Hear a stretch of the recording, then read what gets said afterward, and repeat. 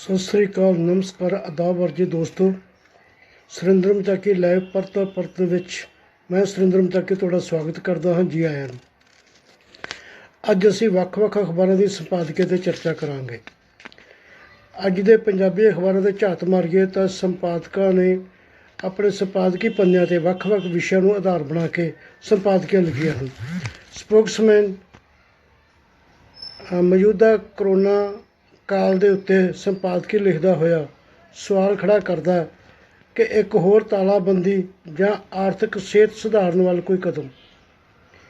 ਜਗਬਾਣੀ ਨੇ ਕੇਂਦਰ ਦੇ ਸੂਬਿਆਂ ਦੇ ਵਿੱਚ ਕਰੋਨਾ ਇਨਫੈਕਸ਼ਨ ਨੂੰ ਨਜਿੱਠਣ ਵਾਸਤੇ ਅਤੇ ਲਾਕਡਾਊਨ ਨੂੰ ਖੋਲ੍ਹਣ ਦੀ ਵਿਧੀ ਵਾਸਤੇ ਜੋ ਵੱਖ-ਵੱਖ ਟਕਰਾਅ ਉੱਭਰ ਕੇ ਸਾਹਮਣੇ ਆ ਰਹੇ ਨੇ ਵੱਖ-ਵੱਖ ਸੂਬਿਆਂ 'ਚ, ਉਹਨੂੰ ਆਧਾਰ ਬਣਾ ਕੇ ਉਹ ਸੁਝਾਅ ਦਿੰਦਾ, ਲਿਖਦਾ ਹੈ ਕਿ ਮੌਜੂਦਾ ਸੰਕਟ ਨਾਲ ਨਿਕਲਣ ਸਿੱਝਣ ਲਈ ਕੇਂਦਰ ਸਰਕਾਰ ਸੂਬਿਆਂ ਨੂੰ ਭਰੋਸੇ ਵਿੱਚ ਲਵੇ।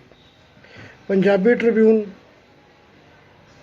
ਕਰੋਨਾ ਵਾਇਰਸ ਨਾਲ ਪੈਦਾ ਹੋਈ ਮਹਾਂਮਾਰੀ ਨੂੰ ਨਜਿੱਠਣ ਲਈ ਜਿੱਥੇ ਪੈਰਾਮੈਡੀਕਲ ਸਟਾਫ, ਡਾਕਟਰ ਅਤੇ ਹੋਰ ਫਰੰਟ ਫੁੱਟ 'ਤੇ ਲੜ ਰਹੇ ਯੋਧਿਆਂ ਨੂੰ ਵਡਿਆਉਂਦਾ, ਉਹਨਾਂ ਨੂੰ ਸਲੂਟ ਕਰਦਾ, ਉੱਥੇ ਨਿੱਜੀ ਸੈਕਟਰ ਦੇ ਵਿੱਚ ਕੰਮ ਕਰ ਰਹੇ ਡਾਕਟਰਾਂ ਦਾ ਮਰੀਜ਼ਾਂ ਪ੍ਰਤੀ ਜੋ ਵਤੀਰਾ ਹੈ, ਉਹ ਵਤੀਰੇ ਨੂੰ ਜਿਹੜਾ ਹੈਗਾ ਉਹਦੀ ਆਲੋਚਨਾ ਕਰਦਾ, ਕਹਿੰਦਾ ਕਿ ਨੈਤਿਕ ਜ਼ਿੰਮੇਵਾਰੀ ਕਬੂਲਣੀ ਚਾਹੀਦੀ ਹੈ।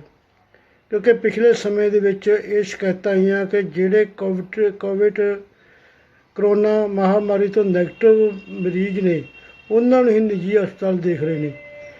ਦਿਲ ਦੀ ਬਿਮਾਰੀ, ਗੁਰਦੇ ਦੀ ਖੰਘ ਜਾਂ ਹੋਰ ਜਿਹੜੀਆਂ ਇਹਨਾਂ ਬਿਮਾਰੀਆਂ ਨਾਲ ਸੰਬੰਧਿਤ ਮਰੀਜ਼ ਨੇ, ਉਹਨਾਂ ਨੂੰ ਦੇਖਣ ਦੇ ਨਾਲ ਪਹਿਲਾਂ ਜਿਹੜਾ ਹੈਗਾ ਕਰੋਨਾ ਟੈਸਟ ਭੇਜਿਆ ਜਾਂਦਾ ਔਰ ਉਹਦੀ ਰਿਪੋਰਟ ਤੋਂ ਬਾਅਦ ਹੀ ਟਰੀਟਮੈਂਟ ਸ਼ੁਰੂ ਕੀਤਾ ਜਾਂਦਾ।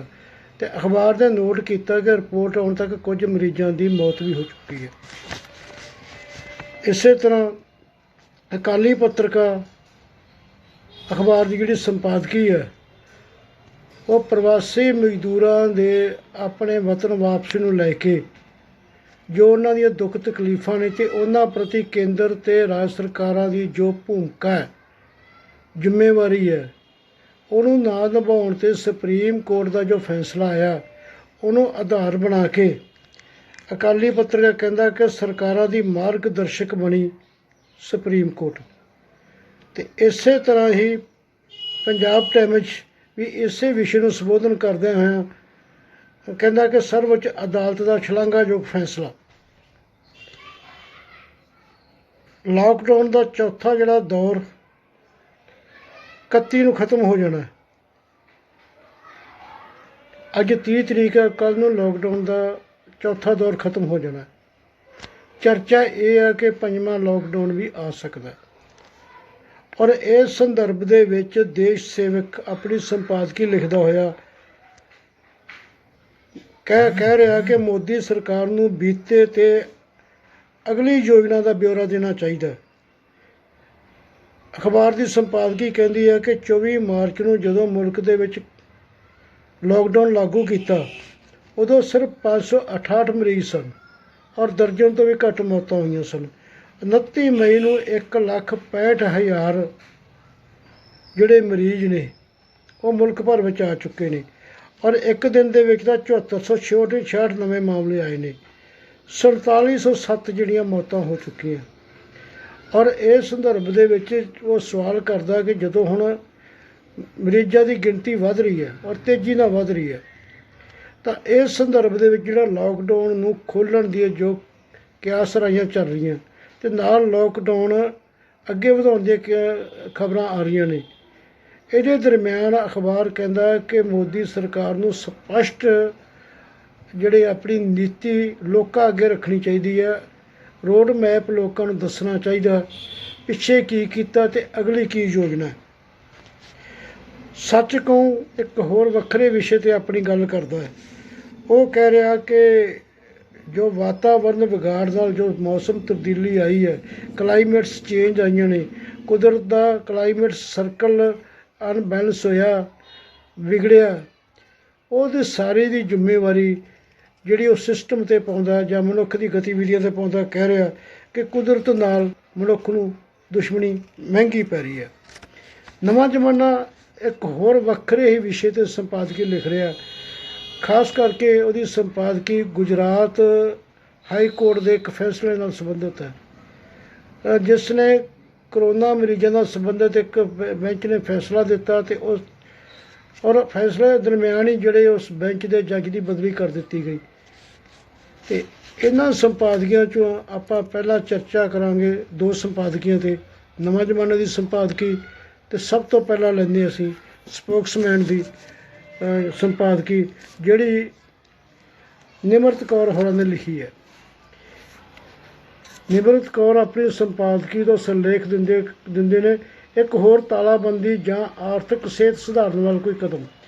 ਭਾਰਤ ਨੇ ਅਮਰੀਕਾ, ਇਟਲੀ, ਇੰਗਲੈਂਡ ਵੱਲ ਵੇਖ ਕੇ ਇਹੋ ਫੈਸਲਾ ਕੀਤਾ ਕਿ ਉਸ ਵੇਲੇ ਸਹੀ ਜਾਪਦਾ ਸੀ, ਪਰ ਕਿਸੇ ਨੇ ਇਹ ਨਹੀਂ ਸੋਚਿਆ ਕਿ 66 ਦਿਨਾਂ ਤੋਂ ਅੱਗੇ ਵੀ ਚੱਲ ਸਕਦੀ ਹੈ। ਕਿਸੇ ਨੇ ਇਹ ਨਹੀਂ ਸੋਚਿਆ ਕਿ 10 ਕਰੋੜ ਮਜ਼ਦੂਰ ਇਸ ਤਰ੍ਹਾਂ ਸੜਕਾਂ ਉੱਤੇ ਰੁਲ ਜਾਵੇਗਾ।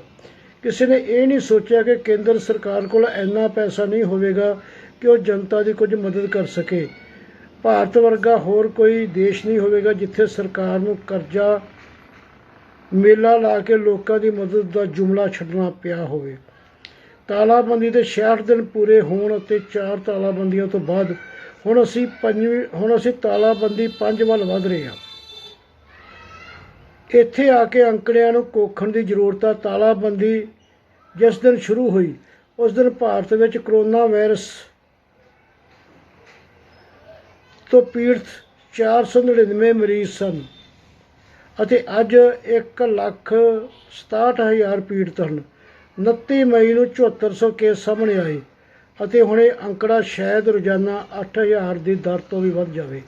ਸੋ ਇਸ ਤਾਲਾਬੰਦੀ ਤੋਂ ਅਸੀਂ ਜੋ ਕੁਝ ਸਿੱਖਿਆ ਹੈ ਉਹ ਇਹ ਹੋਵੇਗਾ ਕਿ ਸਾਡੀ ਤਾਲਾਬੰਦੀ ਤਕਰੀਬਨ ਫੇਲ ਹੋ ਚੁੱਕੀ ਹੈ। ਤਾਲਾਬੰਦੀ ਦਾ ਮਕਸਦ ਇਹ ਸੀ ਕਿ ਕਰੋਨਾ ਵਾਇਰਸ ਨੂੰ ਰੋਕਿਆ ਜਾਵੇ, ਪਰ ਅਸਲ ਵਿੱਚ ਇਸ ਤਾਲਾਬੰਦੀ ਨੇ ਭਾਰਤ ਦੇ ਅਰਥਚਾਰੇ ਨੂੰ ਰੋਕ ਦਿੱਤਾ ਹੈ। ਭਾਵੇਂ ਸਾਰੀ ਦੁਨੀਆ ਦਾ ਨੁਕਸਾਨ ਹੋਇਆ ਅਤੇ ਭਾਰਤ ਦਾ ਨੁਕਸਾਨ ਹੋਣਾ ਵੀ ਲਾਜ਼ਮੀ ਸੀ, ਪਰ ਭਾਰਤ ਦਾ ਨੁਕਸਾਨ ਭਾਰਤ ਦੇ ਅਰਥਚਾਰੇ ਤੋਂ ਕਿਤੇ ਵੱਧ ਹੋ ਰਿਹਾ ਹੈ। ਜਿਸ ਤਰ੍ਹਾਂ ਭਾਰਤ ਦੇ ਆਰਥਿਕ ਸਮਾਜਿਕ ਬਣਤਰ ਹੈ, ਉਹ ਸ਼ਾਇਦ ਹੀ ਕਿਸੇ ਹੋਰ ਦੇਸ਼ ਆਬਾਦੀ ਦੀ ਤੁਲਨਾ ਸਿਰਫ ਚੀਨ ਨਾਲ ਕੀਤੀ ਜਾ ਸਕਦੀ ਹੈ, ਪਰ ਚੀਨ ਵਿੱਚ ਨਾ ਆਪਣੇ ਆਪ ਨੂੰ ਲੋਕਤੰਤਰ ਖਵਾਉਣ ਦੀ ਰੀਝ ਹੈ, ਨਾ ਹੀ ਉਹ ਸਾਡੇ ਦੇਸ਼ ਵਾਂਗ ਛੋਟੇ ਜਿਹੇ ਜ਼ਮੀਨ ਦੇ ਟੁਕੜੇ ਉੱਤੇ ਵਸਿਆ ਹੋਇਆ ਹੈ, ਅਤੇ ਨਾ ਹੀ ਉਸ ਦੇਸ਼ ਵਿੱਚ ਇੰਨੇ ਵੱਡੇ ਪੱਧਰ 'ਤੇ ਭ੍ਰਿਸ਼ਟਾਚਾਰ ਹੈ, ਅਤੇ ਨਾ ਹੀ ਉਹ ਦੇਸ਼ ਤਕਨੀਕੀ ਤੌਰ ਦੇ ਉੱਤੇ ਇੰਨਾ ਪਛੜਿਆ ਹੋਇਆ ਹੈ। ਚੀਨ ਅੱਜ ਅਮਰੀਕਾ ਨਾਲ ਟੱਕਰ ਲੈਣ ਦੀ ਹਾਲਤ ਵਿੱਚ ਹੈ ਅਤੇ ਔਖੀ ਦੁਨੀਆ ਵਿੱਚ ਅੱਜ ਚੀਨ ਉੱਤੇ ਨਿਰਭਰ ਕਰਦੀ ਹੈ। ਸੋ ਸਾਡੇ ਦੇਸ਼ ਵਰਗਾ ਹੋਰ ਕੋਈ ਦੇਸ਼ ਨਹੀਂ, ਕਿਸੇ ਹੋਰ ਦੇਸ਼ ਦਾ ਤਜਰਬਾ ਸਾਡੇ ਵਾਸਤੇ ਉਦਾਹਰਨ ਨਹੀਂ ਬਣ ਸਕਦਾ। ਭਾਰਤ ਨੇ ਅਮਰੀਕਾ, ਇਟਲੀ, ਇੰਗਲੈਂਡ ਵੱਲ ਵੇਖ ਕੇ ਇਹ ਫੈਸਲਾ ਕੀਤਾ ਸੀ ਅਤੇ ਉਸ ਵੇਲੇ ਸਹੀ ਵੀ ਜਾਪਦਾ ਸੀ, ਪਰ ਕਿਸੇ ਨੇ ਇਹ ਨਹੀਂ ਸੋਚਿਆ ਕਿ ਇਹ 66 ਦਿਨਾਂ ਤੋਂ ਅੱਗੇ ਵੀ ਚੱਲ ਸਕਦੀ ਹੈ। ਕਿਸੇ ਨੇ ਇਹ ਨਹੀਂ ਸੋਚਿਆ ਕਿ 10 ਕਰੋੜ ਮਜ਼ਦੂਰ ਇਸ ਤਰ੍ਹਾਂ ਸੜਕਾਂ ਉੱਤੇ ਰੁਲ ਜਾਵੇਗਾ। ਕਿਸੇ ਨੇ ਇਹ ਨਹੀਂ ਸੋਚਿਆ ਕਿ ਕੇਂਦਰ ਸਰਕਾਰ ਕੋਲ ਇੰਨਾ ਪੈਸਾ ਨਹੀਂ ਹੋਵੇਗਾ ਕਿ ਉਹ ਜਨਤਾ ਦੀ ਕੁਝ ਮਦਦ ਕਰ ਸਕੇ। ਭਾਰਤ ਵਰਗਾ ਹੋਰ ਕੋਈ ਦੇਸ਼ ਨਹੀਂ ਹੋਵੇਗਾ ਜਿੱਥੇ ਸਰਕਾਰ ਕਰਜ਼ਾ ਮੇਲਾ ਲਾ ਕੇ ਲੋਕਾਂ ਦੀ ਮਦਦ ਦਾ ਜੁਮਲਾ ਛੱਡਣਾ ਪਿਆ ਹੋਵੇ। ਕਰੋਨਾ ਦਾ ਪਸਾਰ ਜਿਸ ਨੂੰ ਰੋਕਣਾ ਸੀ, ਉਸ ਵਿੱਚ ਤਕਰੀਬਨ ਅਸਮਰਥਾ ਹੀ ਨਜ਼ਰ ਆ ਰਹੀ ਹੈ। ਮਹਾਰਾਸ਼ਟਰ, ਦਿੱਲੀ, ਤਾਮਿਲਨਾਡੂ ਇਸ ਅਸਮਰਥਾ ਦੀ ਉਦਾਹਰਨਾਂ ਹਨ। ਇਹਨਾਂ ਵਿੱਚ ਵੱਡੇ ਸ਼ਹਿਰ ਹਨ ਜਿਨ੍ਹਾਂ ਵਿੱਚ ਦੂਰੀ ਕਾਇਮ ਰੱਖਣੀ ਮੁਮਕਿਨ ਹੀ ਨਹੀਂ ਅਤੇ ਸਰਕਾਰਾਂ ਸਮਝ ਨਹੀਂ ਸਕੀਆਂ ਕਿ ਇਸ ਆਧੁਨਿਕ ਦੇਸ਼ ਵਿੱਚ ਕੀ ਕੀਤਾ ਜਾਵੇ। ਪੰਜਾਬ ਕੇਰਲ ਸਮਰੱਥ ਤਾਂ ਰਹੇ, ਪਰ ਜਿਉਂ-ਜਿਉਂ ਥੋੜ੍ਹੀ ਢਿੱਲ ਦਿੰਦੇ ਹਨ, ਕਰੋਨਾ ਦਾ ਕਹਿਰ ਹੋਰ ਵੱਧ ਰਿਹਾ ਹੈ। ਸੋ ਹਕੀਕਤ ਇਹ ਹੈ ਕਿ ਕਰੋਨਾ ਹੁਣ ਦੇਸ਼ ਵਿੱਚ ਵਸ ਚੁੱਕਿਆ ਹੈ ਅਤੇ ਹੁਣ ਸਾਨੂੰ ਇਸ ਦੇ ਨਾਲ ਰਹਿਣ ਦੀ ਜਾਂਚ ਸਿੱਖਣੀ ਪਵੇਗੀ। ਇਸ ਵਾਸਤੇ ਸਾਰੀਆਂ ਸਰਕਾਰਾਂ ਨੂੰ ਮੰਨਣਾ ਪਵੇਗਾ ਕਿ ਤਾਲਾਬੰਦੀ ਨੂੰ 66 ਦਿਨ ਵਾਸਤੇ ਰੱਖਣਾ ਗਲਤੀ ਸੀ ਅਤੇ ਹੁਣ ਭਾਰਤ ਨੂੰ ਖੁੱਲ੍ਹ ਕੇ ਜਿਉਣਾ ਅਤੇ ਡਟਣਾ ਪਵੇਗਾ, ਪਰ ਨਾਲ ਹੀ ਇਹ ਭਰੋਸਾ ਵੀ ਦਿਵਾਉਣਾ ਪਵੇਗਾ ਕਿ ਸਰਕਾਰ ਹੁਣ ਹਰ ਪੱਖੋਂ ਸਿਹਤ ਸੰਭਾਲ ਵਾਸਤੇ ਤਿਆਰ ਹੈ। ਕਿ ਸਾਡੀਆਂ ਸਰਕਾਰਾਂ ਇਹ ਸੋਚੀ ਤਸਵੀਰ ਨੂੰ ਪੇਸ਼ ਕਰਨ ਲਈ ਤਿਆਰ ਹਨ ਨਿਮਰਤ ਕੌਰ।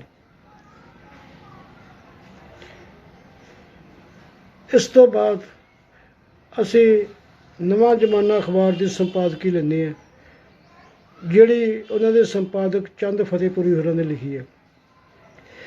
ਕਰੋਨਾ ਮਹਾਂਮਾਰੀ ਤੇ ਪ੍ਰਵਾਸੀ ਦੇ ਮਸਲਿਆਂ ਦਾ ਸੰਬੰਧ ਲੋਕ ਹਿੱਤ ਪਟੀਸ਼ਨਾਂ ਦੀ ਸੁਣਵਾਈ ਕਰ ਰਹੀ ਗੁਜਰਾਤ ਹਾਈ ਕੋਰਟ ਦੀ ਬੈਂਚ ਵਿੱਚ ਅਚਾਨਕ ਤਬਦੀਲੀ ਕੀਤੇ ਜਾਣ ਤੇ ਵਕੀਲਾਂ, ਮਾਹਰਾਂ ਤੇ ਹੋਰਨਾਂ ਲੋਕਾਂ ਨੇ ਚਿੰਤਾ ਜ਼ਾਹਰ ਕੀਤੀ ਹੈ। ਚੀਫ ਜਸਟਿਸ ਵਿਕਰਮ ਨਾਥ ਤੇ ਜਸਟਿਸ ਸੰਤੋਸ਼ ਜੇ ਸ਼ਾਸਤਰੀ ਦੇ ਬੈਂਚ ਨੇ 13 ਮਾਰਚ ਨੂੰ ਕਰੋਨਾ ਮਹਾਂਮਾਰੀ ਨਾਲ ਨਜਿੱਠਣ ਦੇ ਤਰੀਕੇ ਨੂੰ ਲੈ ਕੇ ਲੋਕ ਹਿੱਤ ਪਟੀਸ਼ਨ ਦਾਖਲ ਕੀਤੀ ਸੀ। ਜਸਟਿਸ ਨਾਥ ਨੂੰ ਆਪਣੇ ਜੱਦੀ ਸ਼ਹਿਰ ਇਲਾਹਾਬਾਦ ਜਾਣਾ ਪੈ ਜਾਣ ਕਾਰਨ ਮਾਮਲਾ JB ਪਰਦੀਵਾਲਾ ਦੇ ਅਲੇਸ਼ ਜੇ ਵੈਰਾ ਦੀ ਬੈਂਚ ਨੂੰ ਸੌਂਪ ਦਿੱਤਾ ਗਿਆ। ਇਸ ਬੈਂਚ ਨੇ ਕਰੋਨਾ ਮਰੀਜ਼ਾਂ ਨੂੰ ਯੋਗ ਇਲਾਜ ਨਾ ਮਿਲਣ ਤੇ ਅਹਿਮਦਾਬਾਦ ਵਿੱਚ ਸੜਕਾਂ ਦੇ ਭੁੱਖੇ ਪ੍ਰਵਾਸੀਆਂ ਮਜ਼ਦੂਰਾਂ ਜਿਨ੍ਹਾਂ ਨੂੰ ਘਰ ਵੀ ਨਹੀਂ ਜਾਣ ਦਿੱਤਾ ਜਾ ਰਿਹਾ ਸੀ, ਮਾਮਲੇ ਦਾ ਵੀ ਖੁਦ ਹੀ ਨੋਟਿਸ ਲੈ ਲਿਆ। ਬੈਂਚ ਨੇ ਉਦੋਂ ਕਿਹਾ ਸੀ ਕਿ ਹਰ ਦਿਨ ਸੈਂਕੜੇ ਪ੍ਰਵਾਸੀ ਮਜ਼ਦੂਰ ਆਪਣੇ ਬੱਚਿਆਂ ਦਾ ਗੁਜਰਾਤ ਤੇ ਵੱਖ-ਵੱਖ ਹਿੱਸਿਆਂ 'ਚ ਦੇਖੇ ਜਾ ਰਹੇ ਨੇ, ਖਾਸ ਕਰਕੇ ਹਾਈਵੇ ਤੇ। ਉਹਨਾਂ ਦੀ ਸਥਿਤੀ ਇੱਕਦਮ ਤਰਸਯੋਗ ਆ। ਅੱਜ ਦੀ ਤਰੀਕ ਤੱਕ ਉਹ ਅਣਮਨੁੱਖੀ ਤੇ ਭਿਆਨਕ ਸਥਿਤੀ ਵਿੱਚ ਰਹਿ ਰਹੇ ਨੇ। ਬੈਂਚ ਨੇ ਇਹ ਵੀ ਕਿਹਾ ਕਿ ਸਮਾਜ ਦਾ ਗਰੀਬ ਵਰਗ ਕਰੋਨਾ ਤੋਂ ਚਿੰਤਤ ਨਹੀਂ, ਉਹ ਇਸ ਗੱਲੋਂ ਚਿੰਤਤ ਹੈ ਕਿ ਕਿਤੇ ਭੁੱਖ ਨਾਲ ਹੀ ਨਾ ਮੌਤ ਹੋ ਜਾਵੇ। ਪਰਦੀਵਾਲਾ ਵੋਰਾ ਬੈਂਚ ਨੇ 22 ਮਈ ਨੂੰ ਉਦੋਂ ਸੁਰਖੀਆਂ ਵਿੱਚ ਆ ਗਿਆ ਜਦੋਂ ਉਸਨੇ ਕਿਹਾ ਕਿ ਅਹਿਮਦਾਬਾਦ ਸਿਵਲ ਹਸਪਤਾਲ ਦੇ ਹਾਲਾਤ ਕਾਲ ਕੋਠੜੀ ਵਰਗੇ ਹੀ ਨਹੀਂ, ਉਸ ਤੋਂ ਵੀ ਬਦਤਰ ਹਨ। ਬੈਂਚ ਨੇ ਅਗਲੀ ਤਰੀਕ 29 ਮਈ ਮਿਥਦਿਆਂ ਸੂਬਾ ਸਰਕਾਰ ਨੂੰ ਆਪਣੀ ਕਾਰਜ ਯੋਜਨਾ ਲੈ ਕੇ ਪੇਸ਼ ਹੋਣ ਦਾ ਹੁਕਮ ਦਿੱਤਾ। ਬੈਂਚ ਨੇ ਚੇਤਾਵਨੀ ਦਿੱਤੀ ਕਿ ਜੇ ਅਸੀਂ ਸੂਬਾ ਸਰਕਾਰ ਦੀ ਰਿਪੋਰਟ ਤੋਂ ਸੰਤੁਸ਼ਟ ਨਾ ਹੋਏ ਤਾਂ ਸਾਨੂੰ ਮਜਬੂਰ ਹੋ ਕੇ ਸਿਵਲ ਹਸਪਤਾਲ ਦੇ ਡਾਕਟਰਾਂ ਨਾਲ ਵੀਡੀਓ ਕਾਨਫਰੰਸ ਕਰਕੇ ਪਤਾ ਕਰਨਾ ਪੈਣਾ ਕਿ ਸਮੱਸਿਆਵਾਂ ਕੀ ਹਨ।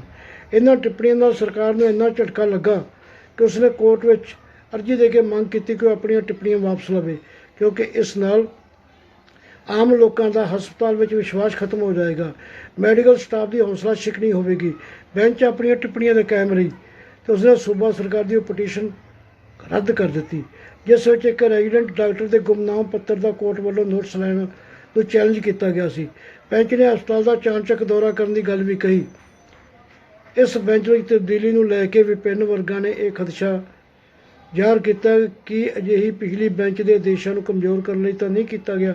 ਹਾਲਾਂਕਿ ਜਸਟਿਸ ਪਰਦੀਵਾਲਾ ਨਵੀਂ ਬੈਂਚ ਵਿੱਚ ਸ਼ਾਮਲ ਹਨ, ਪਰ ਉਹ ਜੂਨੀਅਰ ਜੱਜ ਹਨ, ਇਸ ਲਈ ਹੋ ਸਕਦਾ ਹੁਣ ਕੋਰਟ ਦੇ ਆਦੇਸ਼ਾਂ ਵਿੱਚ ਉਨੀ ਕਰੜਾਈ ਨਾ ਰਹੇ। ਇਸ ਤੋਂ ਪਹਿਲਾਂ ਦਿੱਲੀ ਦੀ ਹਿੰਸਾ ਵੇਲੇ ਵੀ ਬੈਂਚ ਵਿੱਚ ਚਾਣਚੱਕ ਤਬਦੀਲੀ ਕੀਤੀ ਗਈ ਸੀ, ਜਦੋਂ ਜਸਟਿਸ ਮੁਰਲੀਧਰ ਨੇ ਦਿੱਲੀ ਪੁਲਿਸ ਨੂੰ ਝਾੜ ਪਾਉਂਦਿਆਂ ਭਾਜਪਾ ਦੇ ਆਗੂਆਂ ਅਨੁਰਾਗ ਠਾਕਰ ਤੇ ਕਪਿਲ ਮਿਸ਼ਰਾ ਆਦਿ ਦੇ ਖਿਲਾਫ FIR ਦਰਜ ਕਰਨ ਦਾ ਫੈਸਲਾ ਲੈਣ ਦਾ ਹੁਕਮ ਦਿੱਤਾ ਸੀ। ਜਸਟਿਸ ਮੁਰਲੀਧਰ ਦੇ ਹੁਕਮ ਤੋਂ ਸਰਕਾਰ ਇੰਨੀ ਹਿੱਲੀ ਕਿ ਉਹਨੂੰ ਅੱਧੀ ਰਾਤ ਨੂੰ ਪੰਜਾਬ ਹਰਿਆਣਾ ਹਾਈ ਕੋਰਟ ਚੰਡੀਗੜ੍ਹ ਜਾਣ ਦਾ ਹੁਕਮ ਸੁਣਾ ਦਿੱਤਾ। ਜਸਟਿਸ ਮੁਰਲੀਧਰ ਦੀ ਬੈਂਚ ਨੇ ਅੱਧੀ ਰਾਤ ਨੂੰ ਸੁਣਵਾਈ ਕਰਦਿਆਂ ਹਿੰਸਾ ਪ੍ਰਭਾਵਿਤ ਖੇਤਰਾਂ ਵਿੱਚ ਐਂਬੂਲੈਂਸ ਭੇਜ ਕੇ ਪੀੜਤਾਂ ਨੂੰ ਤੁਰੰਤ ਹਸਪਤਾਲ ਦਾਖਲ ਕਰਾਉਣ ਦਾ ਹੁਕਮ ਦਿੱਤਾ ਸੀ।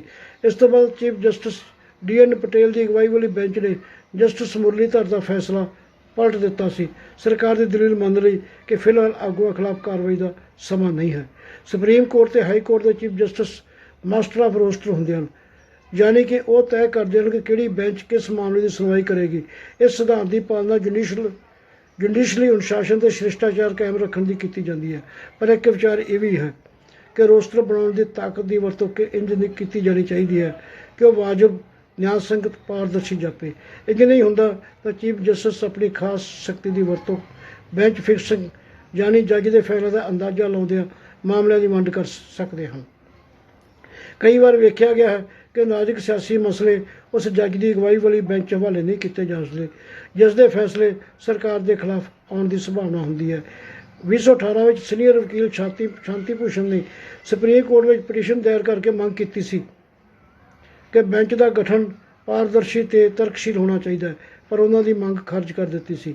ਮੋਦੀ ਸਰਕਾਰ ਦੌਰਾਨ ਸੁਣਵਾਈ ਦੇ ਅਹਿਮ ਮੌਕੇ 'ਤੇ ਬੈਂਚਾਂ ਵਿੱਚ ਤਬਦੀਲੀ ਦੇ ਮਾਮਲੇ ਦੀ ਤਰੀਕ ਲੰਮੀ ਪਾਉਣ ਦੇ ਕਿੱਸੇ ਅਕਸਰ ਦੇਖਣ ਨੂੰ ਆਉਂਦੇ ਹਨ, ਜਿਨ੍ਹਾਂ ਨਾਲ ਲੋਕਾਂ ਦਾ ਨਿਆਂ ਪਾਲਕਾਂ ਪ੍ਰਤੀ ਵਿਸ਼ਵਾਸ ਡੋਲਦਾ ਹੈ। ਨਵਾਂ ਜ਼ਮਾਨਾ। ਇਹਨਾਂ ਦੋ ਸੰਪਾਦਕੀਆਂ ਨਾਲ ਅੱਜ ਦੇ ਸੈਗਮੈਂਟ ਤੋਂ ਇੱਥੇ ਸਮਾਪਤ ਕਰਦੇ ਹਾਂ। ਇਜਾਜ਼ਤ ਚਾਹੁੰਦੇ ਹਾਂ, ਆਗਿਆ ਦਿਓ। ਫਿਰ ਮਿਲਾਂਗੇ ਕੁਝ ਹੋਰ ਖਬਰਾਂ ਨਾਲ, ਕੁਝ ਹੋਰ ਸੰਪਾਦਕੀ ਅਤੇ ਚਰਚਾ, ਕਿਸੇ ਹੋਰ ਵਿਸ਼ੇ 'ਤੇ ਗੱਲਬਾਤ ਕਰਾਂਗੇ। ਅਤੇ ਉਹਨਾਂ ਚਿਰ ਆਪਣਾ ਖਿਆਲ ਰੱਖਿਓ, ਆਪਣੇ ਪਰਿਵਾਰਾਂ ਦਾ ਖਿਆਲ ਰੱਖਿਓ।